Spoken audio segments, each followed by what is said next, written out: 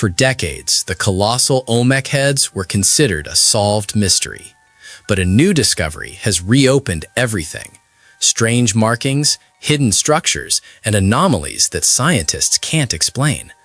Some researchers now believe these massive stone faces may represent something far more disturbing than ancient rulers, and the implications could rewrite part of human history. Join us as we uncover the shocking new discovery behind the Olmec heads that's terrifying scientists. Let's go.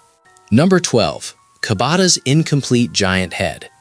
David Grove's 1970 expedition through the Tuxtlas region, jointly conducted by Kansas State University and Universidad Veracruzana, resulted in discovering the largest colossal head ever found.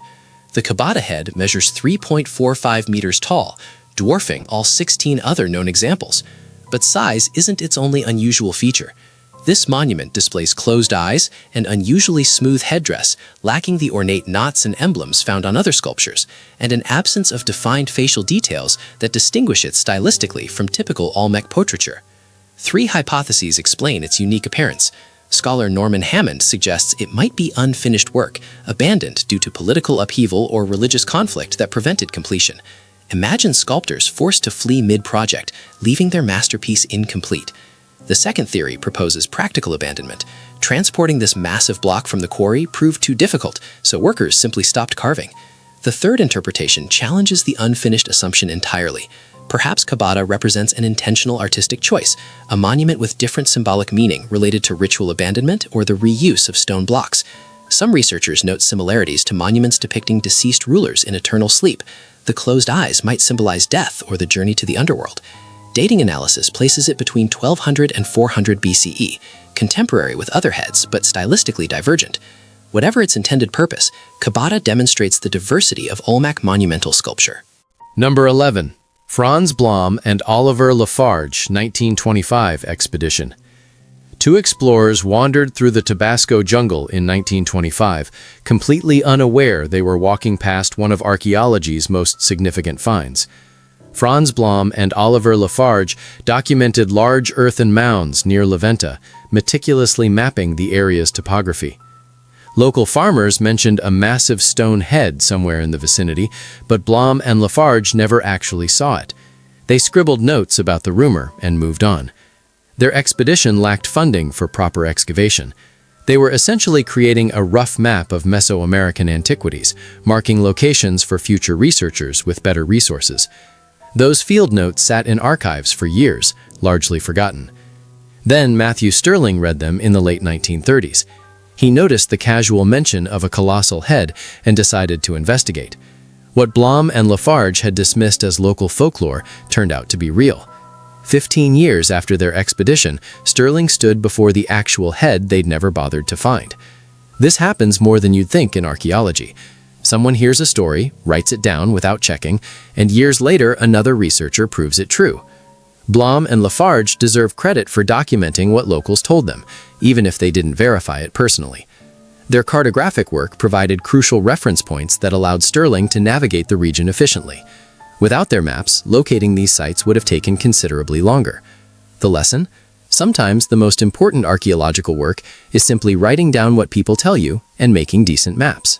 I'm going to ask you a simple question. Are you a naturally curious person? If you're watching, I'm pretty sure the answer is yes. This space is made for people like us. To ensure you're always part of this community and receive all our latest discoveries, you just need to do one thing: subscribe to the channel. It's the best way to stay connected with us. Okay, now that you're part of our Legion of the Curious, let's move on to the next item. Number 10. Matthew Stirling's 1939 archaeological expedition. August 1939 marked a turning point in understanding ancient civilizations when American archaeologist Matthew Stirling arrived at Tres Zapates, Veracruz. His team uncovered something that would shake the foundations of Mesoamerican chronology: Stela C, a stone monument bearing a long count calendar date equivalent to 32 BCE. This single discovery proved that a sophisticated civilization existed centuries before the Maya, challenging everything scholars believed about the region's timeline. Stirling, born in Salinas, California in 1896, had spent years working with the Smithsonian Institution and National Geographic Society. His methodical excavation techniques documented every detail: orientation, dimensions, archaeological context. The upper portion of Stela C now sits in Mexico City's National Museum of Anthropology, while the lower section remains at the Tres Zapates Community Museum. The inscription system demonstrated mathematical precision that rivaled any ancient culture. Sterling's work fundamentally changed how researchers viewed the developmental sequence of Mesoamerican societies. His expedition laid the groundwork for decades of subsequent research, proving that monumental architecture and complex timekeeping existed in the region far earlier than previously imagined. This wasn't just about finding old stones, it was about rewriting history itself. Number 9. Chalcatzingo rock reliefs in Morelos. Chalcatzingo, located in Morelos State, about 700 kilometers from the Olmec heartland, contains rock reliefs carved directly into cliff faces, showing unmistakable Olmec artistic style. Monument 1, called El Rey, depicts a figure seated inside a cave or supernatural mouth, surrounded by scrolls representing clouds, rain, or speech. The style, iconography, and execution match Olmec Gulf Coast art precisely, yet this site sits far from traditional Olmec territory. Discovery and documentation of these reliefs occurred in the 1930s, but serious archaeological investigation didn't begin until the 1970s. Researchers found multiple carved scenes on cliff faces, altars at the base of the mountain, and evidence of residential occupation spanning several centuries. The big question: did Olmecs colonize this area? Did local elites adopt Olmec style voluntarily? Or did Olmec artists travel here to create commissioned works? Current evidence suggests Chalcatzingo functioned as a frontier outpost, where Olmec influence was strong, but probably mediated through local rulers who claimed Olmec associations to legitimize their authority.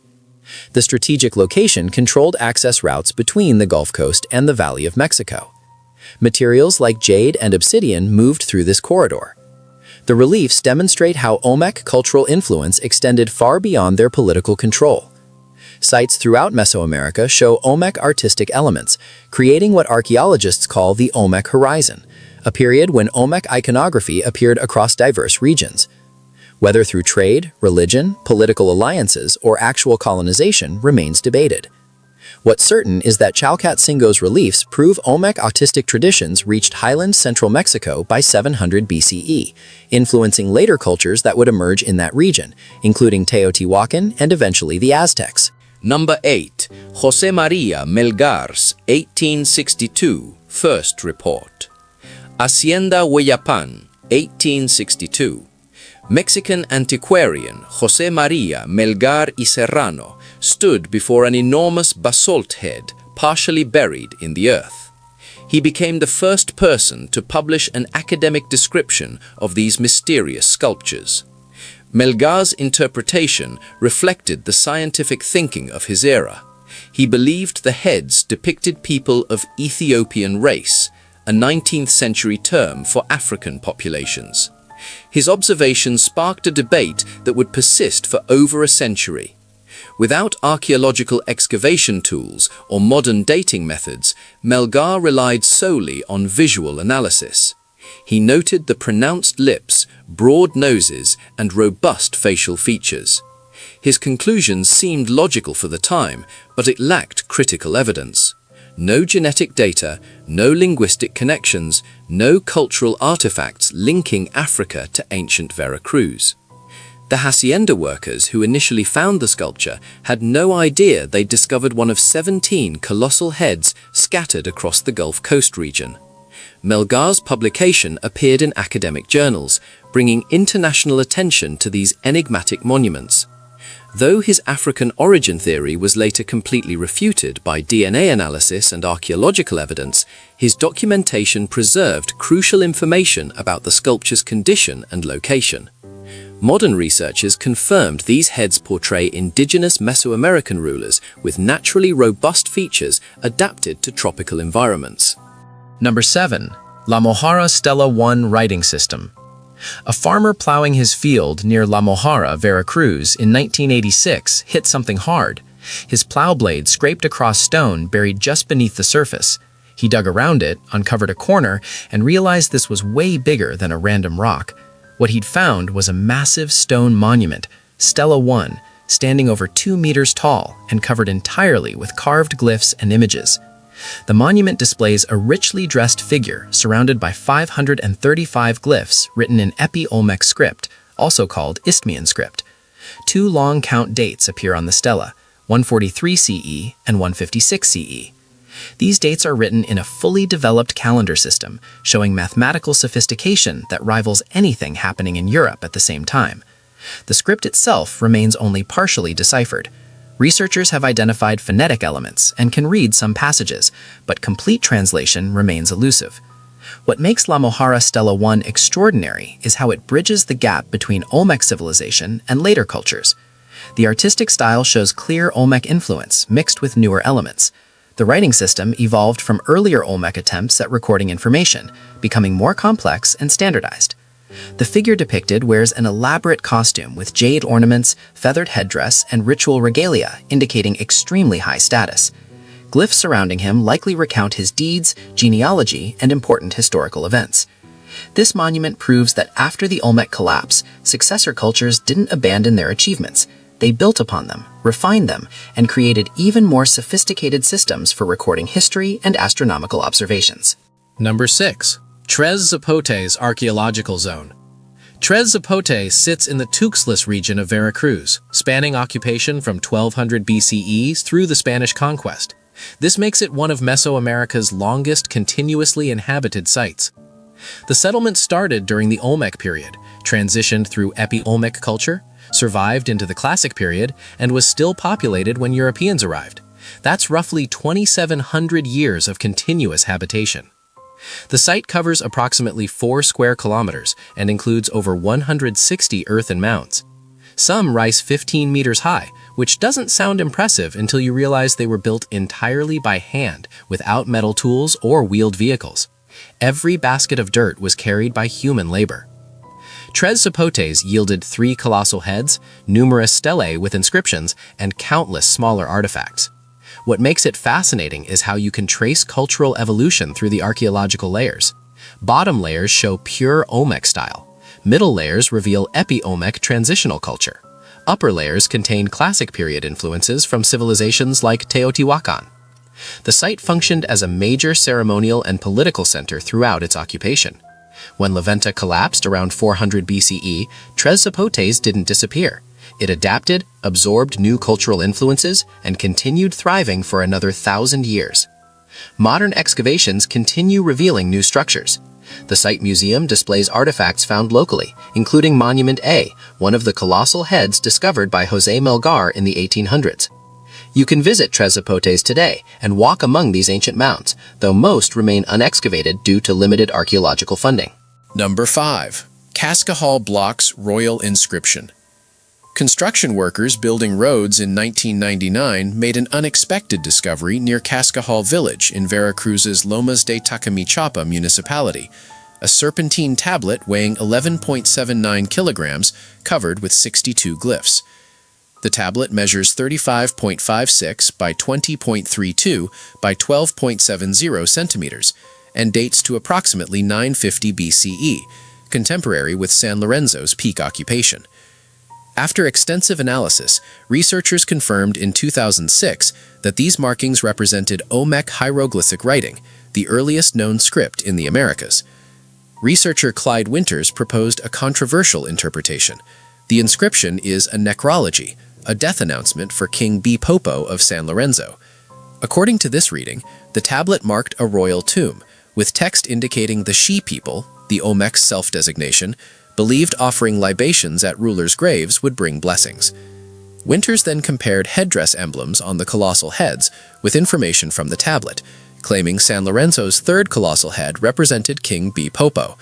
This head, discovered by Mexican archaeologist Roman Piña on August 18, 1982, measures 1.78 meters tall and was found in a deep ravine half a kilometer southwest of the main mound, accompanied by pottery fragments. The location intrigues researchers because Cascahal Village sits southwest of San Lorenzo. If the tablet genuinely identifies royal burials, Casca Hall might be an ancient royal cemetery. Evidence suggests at least 4 additional mounds exist there, potentially containing more tablets linking other heads to specific rulers. However, most experts, including Site Authority and ciphers, maintain the block remains undeciphered conclusively. Number 4. Ancient Olmec ball courts and ritual games. The Mesoamerican ball game originated with the Olmecs, who invented both the rubber ball and the ceremonial game that would spread throughout the region. Archaeological evidence from San Lorenzo includes ball court markers, rubber ball fragments, and figurines depicting ball players wearing protective equipment. The earliest confirmed ball court dates to approximately 1400 BCE, making it older than any comparable sports facility in the ancient world. Players used their hips, thighs, and upper arms to keep a solid rubber ball in motion, scoring points by hitting specific markers or driving the ball through goals. The game carried profound ritual significance beyond mere sport. It reenacted cosmic battles between day and night, life and death, order and chaos. Losing teams sometimes faced ritual sacrifice, though evidence suggests this varied by time period and location. The ball game required that special vulcanized rubber the Olmecs invented. Raw latex wouldn't work because it lacks sufficient bounce and durability. Only properly processed rubber could withstand the intense impacts and maintain elasticity throughout extended play. Ball courts at Olmec sites feature distinctive eye-shaped layouts with sloping sidewalls. Spectators watched from elevated platforms surrounding the playing area. Archaeological excavations found caches of ritual offerings buried beneath ball court floors, including jade figurines, polished celts, and magnetite mirrors. The game's importance to Olmec society cannot be overstated. It integrated athletic competition, religious ritual, political theater, and social cohesion. Later civilizations, including Maya and Aztecs, inherited the ball game tradition directly from Olmec predecessors, maintaining remarkably similar rules and cosmic symbolism for over 2,000 years. When Spanish conquistadors arrived, they witnessed ball games still being played and documented the tradition in written accounts that help modern researchers understand how the ancient version functioned. Number 3. Leventa's 4 guardian heads. Philip Drucker and Matthew Sterling made history in 1940 when they excavated Leventa, Tabasco, uncovering 4 colossal heads alongside a tomb constructed from basalt columns. These sculptures were carved from volcanic basalt transported from the Tuxtlas Mountains and dated between 900 and 400 BCE during the Middle Preclassic period. Each head at Leventa displays distinct characteristics: rounded faces, serene or calm expressions, and elaborate headdresses simulating animal skins like jaguars. The helmets feature intricate emblems indicating rank and power, with bands adorned with carved symbols. Some include protective straps descending over the ruler's cheeks. The prominent ear ornaments, sometimes square or rectangular, contain incised decorative elements showing remarkable craftsmanship. These 4 heads served as focal points in the ceremonial center, positioned where thousands could view them during rituals and political gatherings. The tomb discovery revealed sophisticated burial practices. Basalt columns formed a funerary chamber containing jade offerings and ceremonial figurines.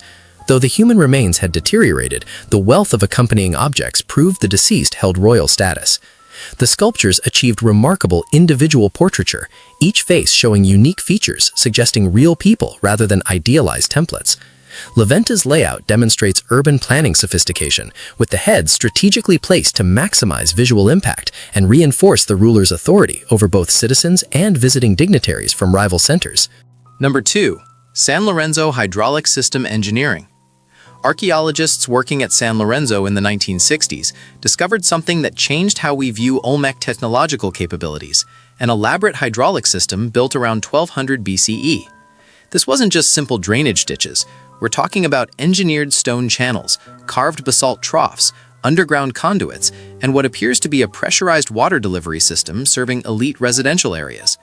The main channel stretched over 170 meters, constructed from carefully shaped U-shaped stones fitted together and covered with flat stone slabs. Water flowing through these channels fed several artificial ponds, used for ritual bathing, drinking water storage, or possibly decorative purposes. Some channels featured multiple junctions where water could be diverted to different areas, suggesting centralized control over water distribution. The engineering precision required to create a functioning gravity-fed water system is substantial. Channels needed proper slope gradients to maintain flow without erosion. Joints required careful sealing to prevent leakage. Underground sections needed structural support to avoid collapse.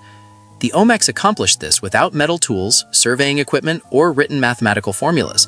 They likely used water itself for leveling, empirical observation for gradient calculations, and trial and error for problem solving. This hydraulic system indicates social stratification. Elite families enjoyed running water piped directly to their compounds, while common people hauled water manually from rivers. It demonstrates urban planning sophistication, matching or exceeding contemporary civilizations in the Mediterranean or Middle East. Most remarkably, this system functioned for centuries before San Lorenzo's collapse around 900 BCE. When the site was abandoned, the channels were deliberately filled and buried, similar to how the colossal heads were hidden. Number 1. San Lorenzo's 10 Colossal Portraits. San Lorenzo Tenochtitlan yielded the greatest concentration of colossal heads, 10 monuments discovered between 1945 and 1994. Sterling's initial expeditions uncovered 5 during the 1940s, revealing the site's importance as the earliest major Olmec center. The settlement began developing around 1500 BCE, before its monumental period.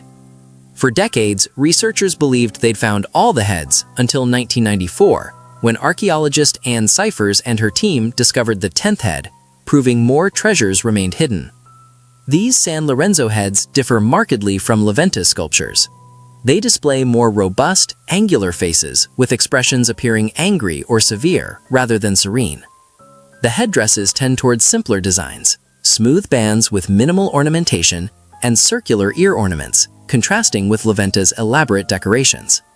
Size-wise, several San Lorenzo heads exceed 20 tons, making them the heaviest examples. Head 8 might be the oldest, potentially carved near 1500 BCE, when the site first achieved prominence. Evidence suggests San Lorenzo suffered sacking around 900 BCE, leading inhabitants to deliberately bury their monumental sculptures in ravines and underground locations for protection. Modern archaeologists found them exactly where ancient Olmecs had hidden them over 2,900 years ago. Each face shows distinct individual features, asymmetries, wrinkles, scars, specific facial proportions suggesting actual portrait subjects rather than generic representations. The headdresses functioned as royal insignia, identifying specific rulers, possibly encoding their names, clans, or military achievements through symbolic elements. Still curious? Then don't stop now. The next mystery is already waiting for you. Just click the video on screen. I saved it just for you. See you there, curious one.